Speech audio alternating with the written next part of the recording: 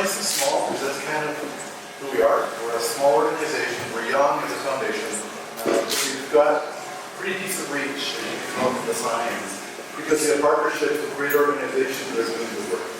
And so tonight we're going to give up some money so they can continue to do the good work that they want to do. Well, thanks everybody for being here. Thanks John and his board. Before I get, I've got a scripted thing I got to read here, but before I get into that, I just want to say, this is my first year as being on the member council on the foundation board, and they're phenomenal. Everybody who's here, I hope somebody's going to introduce themselves, like you, Michael, and Roger, John, everybody on the board is so passionate and does such a fantastic job.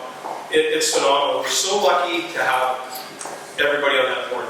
So I got that out of the way. I want to say thank you to John. Good evening, everyone, and welcome to the Poco Community Foundation's 4th annual Grant Distribution Celebration event.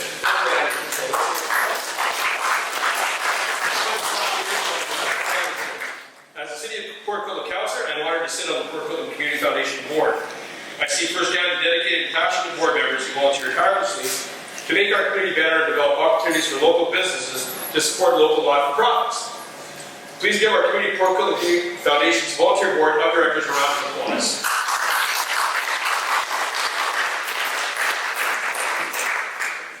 And thank you to North Quad Brewery back there for providing our bid this evening. Warren Wagstaff volunteering his time and his beer for this event. And Ryan for volunteering to bartend.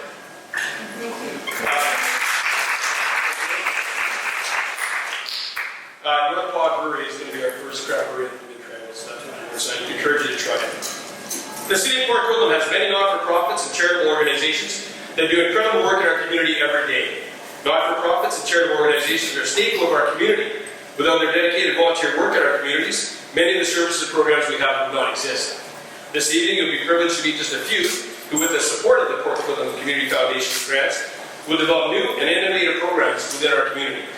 I'm honored to be part of recognizing these great organizations that give back and enhance the lives of so many people in Poco Community. I want to take a moment to acknowledge Mr. Michael Wright. Michael served as a council member for 33 years in Poco Community and has been heavily involved in our community. We host this celebration event in the Michael Wright Art Gallery, as you can see on the wall back there, named in honor of Michael, and all Michael has given to our community. Michael is a founding member of the Poco Community Foundation and is the chair of the Granting Committee. Thank you, Michael.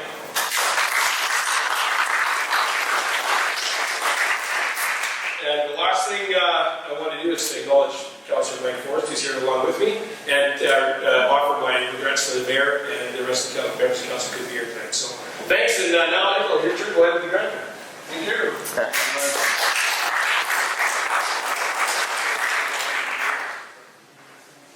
Thanks, Glenn. It's a pleasure for us on the board to have Glenn from council with us. He is a great asset, and as you can tell, he's almost like the guys of money. So thanks, Glenn, for being on the board with us and providing your very valuable input. So once again, welcome to the 4th annual Poco Community Foundation Granting Celebration event. I am the chair of the Granting Committee, and assisting me this afternoon is one of the committee members, Ria Hayes.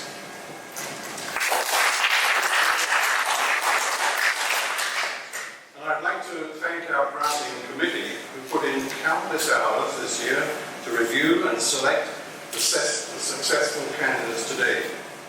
And most of them are here with us this evening. Maureen Diack is here. Ria, of course. Janice is here, Janice Mansell. And Anna Podboyova is here. Nice to see you. And there are 2 other members, Margaret Owens and Meredith Seaton, who couldn't make it this evening. But we've all spent a great deal of time together.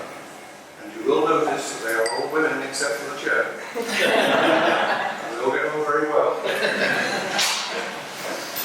So I, on behalf of the foundation, would like to take the opportunity to thank everyone who applied for our foundation. And I would also like to thank the City of Poco for all the support that they have given us in the past year. This many of you know, we had a total of 23 grant applications, making this year one of the most difficult years for the committee to select 5 successful candidates. In fact, we couldn't stop at 5. We had to go to a 6th one this year. So this year, it is 6 successful candidates. We are pleased to announce the 2017 Poco Community Foundation Grant Award recipients today and have the opportunity to congratulate them and award them funds to implement great projects in our community. So, the first grant recipient that we're going to honor this evening is Children of the Streets, and they fit it under the category of children and youth. And we're happy to fund their project, taking care of ourselves and taking care of others, with a grant of $3,750. TCO2 is their logo, and workshops, TCO2 workshops, give young people in Port Coquitlam the information and practical tools they need to learn to keep them and their peers safe from sexual exploitation and human trafficking. Accepting on behalf of Children of the Streets is Jim Walker. Jim?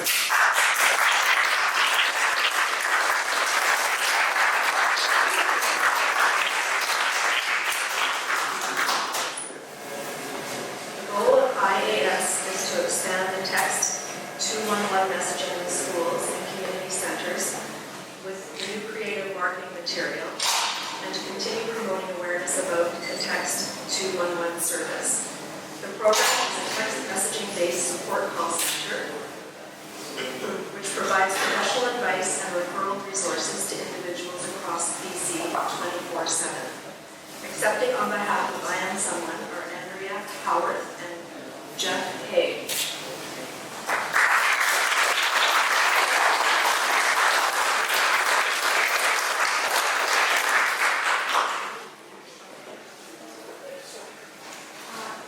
Rita is far better looking than I am. You can see that another member of the grantee committee has joined us, Meredith. Meredith Seaton is in the back there. They put in lots of hard work. Thank you, Meredith. Our next grant recipient is Poco Community Heritage and Cultural Society. And they fall under the category of arts and culture. And we are happy to fund their project, A Child's History of Poco Community, with a grant of $2,000. The Society will create and publish a small book directed towards 6 to 8-year-old children that describes a part of Poco Community's history in a unique way. It provides a legacy of knowledge and appreciation through the eyes and ears of its central characters. Accepting on behalf of Poco Community Heritage and Cultural Society are Linda Stavotsky and Julia Schmidt.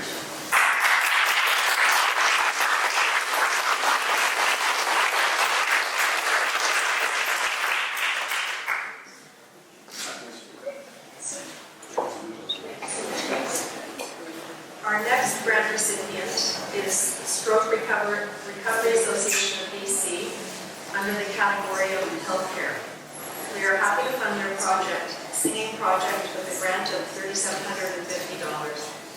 The Singing Project offers individuals an opportunity to find their way back into their community through participating in a therapeutic program in an unthreatening, accessible environment. The project will provide a stepping stone for stroke survivors that leave the hospital system and join programs that will have an immediate and positive impact.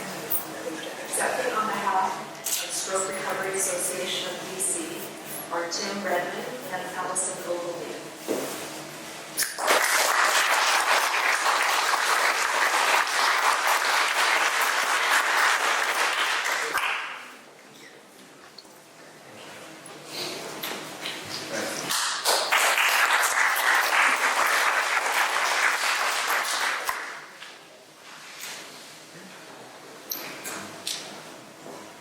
Our next grant recipient is is the Volunteer Cancer Driver Society. And this is under the category of healthcare again. And we are happy to fund their project, free transportation for cancer patients, with a grant of $3,750. The Society provides Port Whitlam cancer patients and their families relief from the burden of finding transportation for treatment.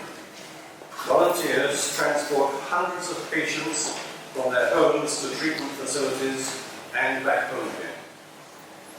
Accepting on behalf of Volunteer Cancer Driver Society, George Diack.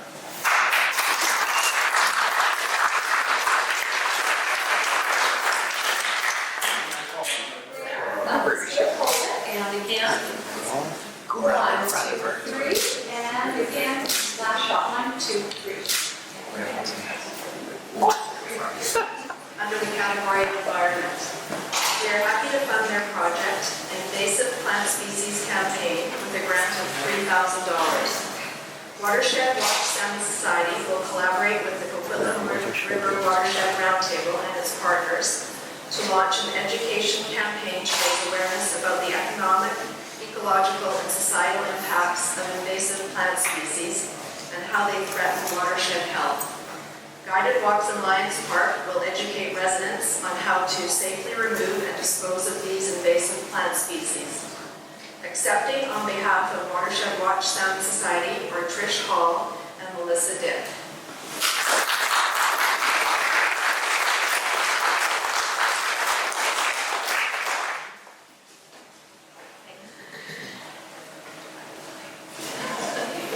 Nice and close there.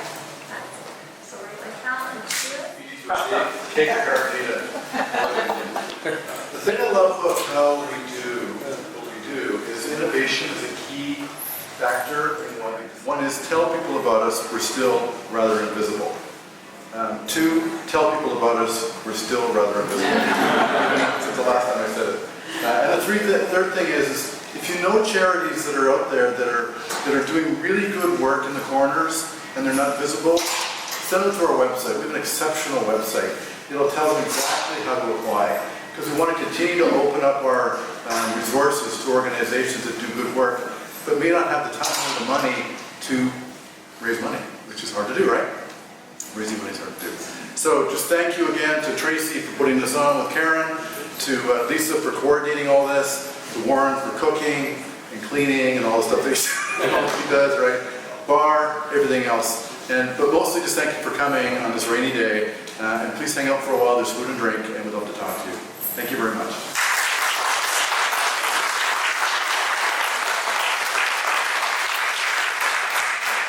I'd like to see the recipients and the volunteer committee.